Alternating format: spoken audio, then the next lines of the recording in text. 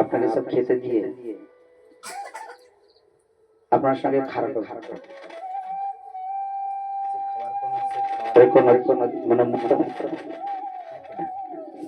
ঠিক তেমনি ভাবে আমাদেরকে ভাগবত কথা হচ্ছে এইরকম ধরনের হচ্ছে উপলব্ধি করার বিষয়। মন যদি চঞ্চল যদি হয়ে যাবে না, সে যতগুলো কথা শোনা হলো সব বেকার বেকার।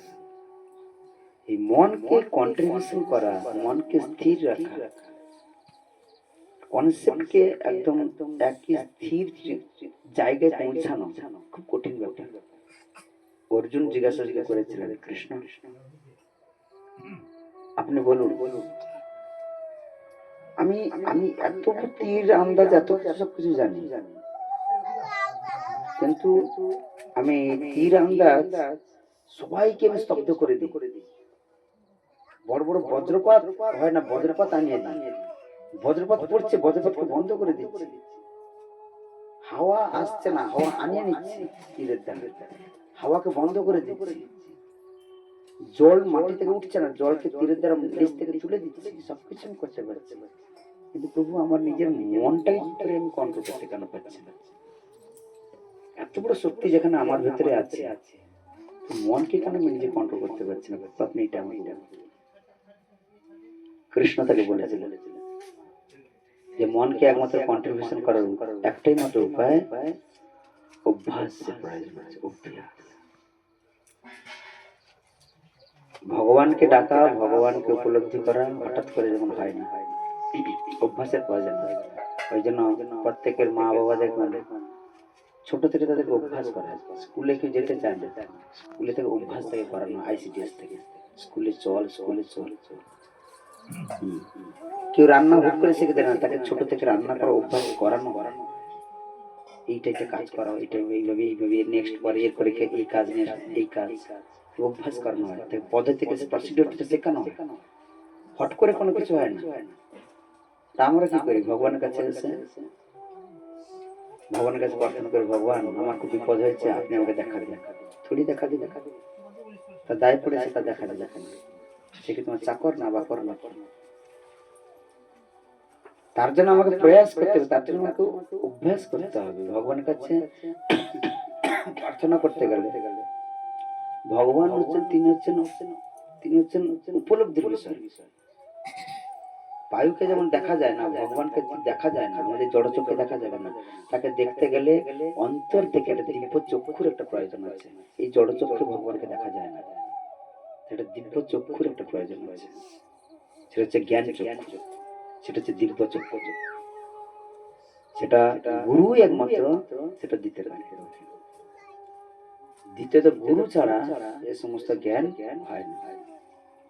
এর জন্য প্রতিটা সাবজেক্টে দেখবেন, স্কুলে জড় জগতে যখন পড়াশোনা করতে যান, তার জন্য একটা গুরুর প্রয়োজন হয়। স্কুলে পড়াশোনা করতে গেলে গুরু থাকে কিনা না, অটোমেটিক বাজার থেকে বই কিনে নিলে শিক্ষা লাভ করতে পারে। স্কুলে যেমন একটা গুরুর প্রয়োজন আছে, তেমনি আধ্যাত্মিক জীবনেও ভগবানকে উপলব্ধি করতে গেলে গুরুর প্রয়োজন আছে। গুরু বিনা কোনো কিছু সাকসেস হয় না। ঠিক তেমনি ভাবে আমাদেরকে এটা আমাদের ভাবতে হবে যে আমি কি, আমি বা কেন বা ভগবানকে আশ্রয় গ্রহণ কেন করেন? ভগবানকে বেশ তো সংসারে সুখেই আছে। যদি আমি কি, এই প্রশ্নটা যখন নিজের ভিতরে যখন ফিলিংস যখন জাগবে না, অনুভূতি জাগবে যে আমি কি, আর আমি ভাই এসছি জগতে কয়েকটা কালের জন্য, লিমিট 50 বছরের জন্য, 60 বছরের জন্য, 70 বছরের জন্য লিমিটেশন হয়ে গেল। মাত্র 40-50 আমাদের হয়ে গেছে, আর মাত্র কত 10-20 বছরের ব্যাপার, কি 5 বছরের ব্যাপার। এমনিতে তো জীবনের কোনো লিমিটেশন নেই, যে কোনো মুহূর্তে আমাদের মৃত্যু হতে পারে। পদ্মকুচির পাতার মধ্যে যেমন একটা জল ফেলে দিলে জল যেমন টলমল টলমল করে, আমাদের জীবনটাকে টলমলের ব্যাপারে চলছে। যে কোনো মুহূর্তে অ্যাক্সিডেন্ট আমাদের হতে পারে, কিন্তু আমাদের যে এই মুহূর্তটাকে আমাদেরকে চিন্তা করতে হবে যে আমি যে আর কয়েকটা দিন কার সঙ্গে লড়াই করছি, আমি এই যাদের সঙ্গে লড়াই করছি এদেরকে ছেড়েই একদিন আমাকে চলে যেতে হবে। এই জগৎ থেকে ছেড়ে আমাকে যেতে হবে, এই ঘর ছেড়ে যেতে হবে। আমি যাব না বললে হবে না, আমাকে জোর করে তাকে আমাকে বের করে দিতে হবে। আমি যাব না বললে হবে না, আমাকে জোর করে তাকে বডিকে তাকে বের করে দিতে হবে। যে লোক আমাকে আকর্ষণ করছে বাবা বাবা বলে, যে ভাই ভাই বলে যে আকর্ষণ করছে, সেই লোক দুদিন পরে আমাকে ডেড বডি বলেছে আমার পাশেই বসবে না। সে ভূত আছে ভূত আছে বলেছে আমার পাশে বসবো না। যেই লোক আমাকে আলিঙ্গন করছিল, যে স্ত্রী আমাকে আলিঙ্গন করছিল, যে স্ত্রী আমার বিছানায় বসছে, সেই স্ত্রী দুদিন পরে আমাকে দূরে সরিয়ে দিয়ে চান করে আসে।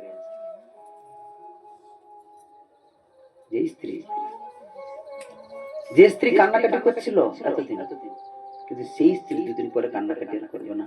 পর্যন্ত কতদূর পর্যন্ত ওই গেট পর্যন্ত ছাড়তে নিয়ে যাবে আপনাকে। সবাই হরিবল হরিবল করে চিৎকার করতে করতে নিয়ে যাবে আপনাকে গেট পর্যন্ত, আপনাকে স্ত্রী ও যুক্ত অতদূর পর্যন্ত টানতে নিয়ে যাবে। তারপরে স্ত্রী ব্যাক করে আসবে, স্ত্রী আর যাবে। কাকে জগতে ভালোবেসছি, কার জন্য লড়াই করছি, কার জন্য আমরা এত কিছু করছি, এটা যদি আমাদের মধ্যে ফিলিংস যদি চলে দিয়ে আসবে না, তাহলে আমাদের কোনোদিনের জন্য মানে জড়জগৎকে ভালোবাসতে ইচ্ছা হবে।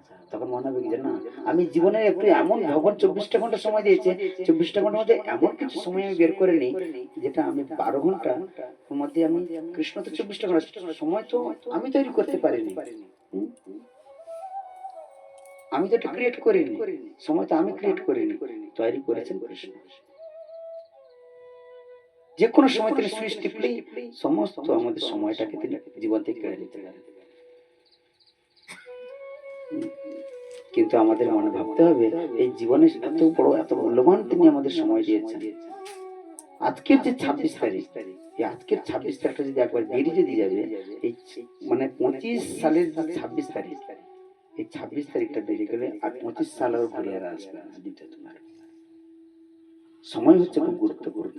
বাঘের দুধ আপনি পয়সা দিয়ে কিনতে পারবেন, কিন্তু আপনি অর্থ দিয়ে কিন্তু সময় কি আপনি কোনোদিন কিনে নিতে পারবেন না। যেন সময় খুব মূল্যবান। জীবন থেকে প্রতিটা সেকেন্ড, প্রতিটা ঘড়ির কাঁটা যত সেকেন্ড সেকেন্ড যত বাঁচছে, আপনার মৃত্যুর দিকে আপনি তত ধাবিত হচ্ছেন। এই জন্য আমাদেরকে সবসময় চিন্তাধারা খুব কৌশল ভাবে আমাদের নিতে হবে।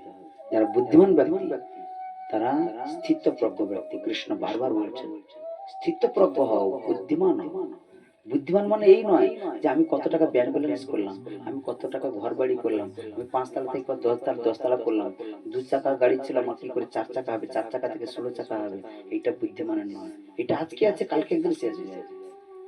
আজকে দেখবেন আপনাদের গ্রামে যে সমস্ত লোকেরা আজকে 10 তলা বিল্ডিং ছিল, দেখবেন আজকের যে রাজা কালকের সে ফকির, কালকের যে ফকির ছিল সে আজকের সে রাজা হয়ে গেছে।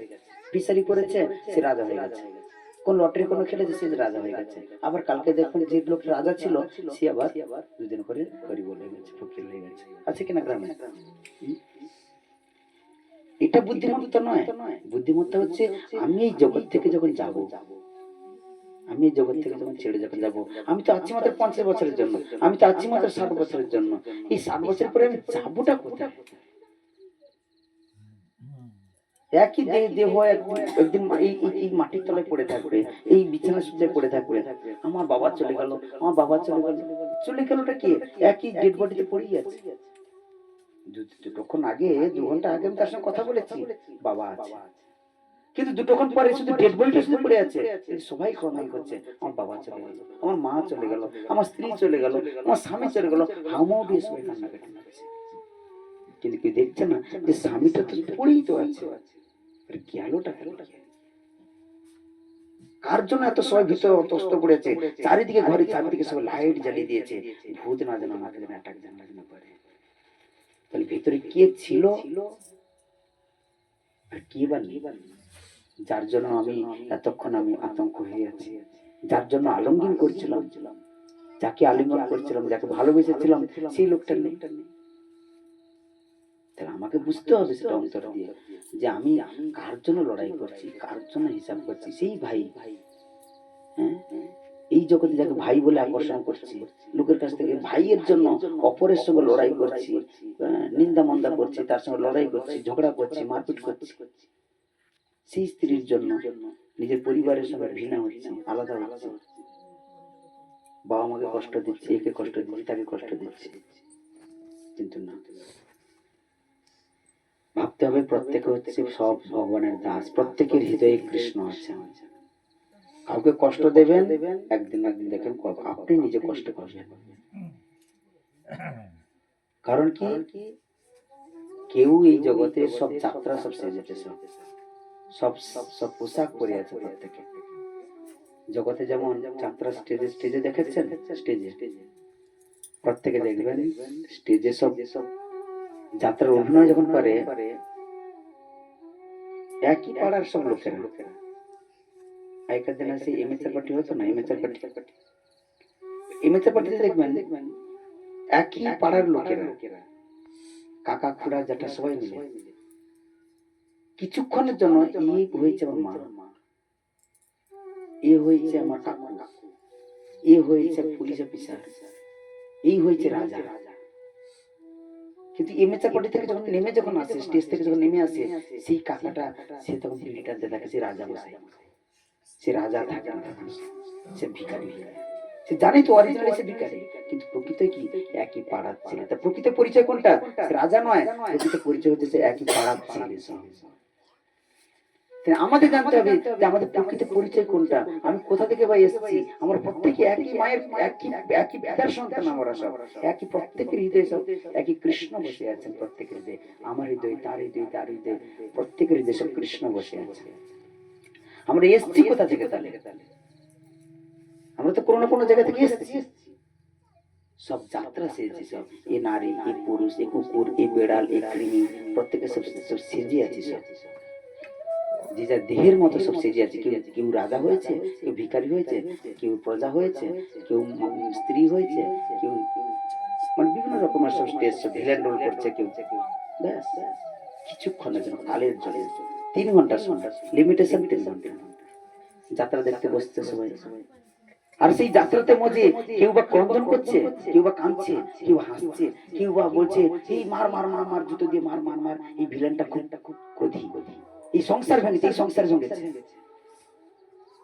3 ঘন্টা যাত্রাতে বসেছে, এমন মোহে আসক্ত হয়ে পড়েছে যে যাত্রাটার ভেতরে এমন ভাবে তার অভিনয় এমন আসক্ত হয়ে পড়েছে, তাকে জুতো দিয়ে তাকে মারতে ছুটেছে। হয় কিনা এরকম? হয়েছে কিনা? এই সংসারটা একটা এরকম ধরনের। আমরা এত আসক্ত হয়ে পড়েছি, সব যাত্রা সব অভিনয় করেছেন আপনারা সবাই। এই সংসার প্রত্যেকে সব আপনার যাত্রার অভিনয় করেছেন। আর আমরা সেই মোহে আসক্ত হয়ে, আমরা প্রত্যেকে সেই স্ত্রীর প্রতি আসক্ত হয়ে, সেই মায়ের প্রতি আসক্তি হয়ে, সেই ছেলের প্রতি আসক্তি হয়ে অন্যায় ন্যায়টি বিচার না করে আমরা প্রত্যেকে কষ্ট দিচ্ছি, একে অপরের কষ্ট দিচ্ছি। কিন্তু কষ্টের ফল আপনাকে পেতে হবে। সাবধান। কৃষ্ণ বলছেন প্রতিটা কর্মের প্রতিক্রিয়া বল আছে। আমাদের জানতে হবে যে আমি কি, আমি কি, আমি কে, আমি হচ্ছি, আমি এসছি বা কোথা থেকে, আর আমরা মৃত্যু করে যাবো বা কোথায়। এটা রূপ গোস্বামী একদিন আমাদের আচার্যদের মধ্যে একজন, তিনি একজন ছিলেন, তিনি, তার নাম হচ্ছে রূপ গোস্বামী। আসতে বলবেন কি জোরে বলবেন? একটু জোরে বললে ভালো হয় না? প্রসাদ আছে কেমন? জয় শ্রী রাধে রাধে।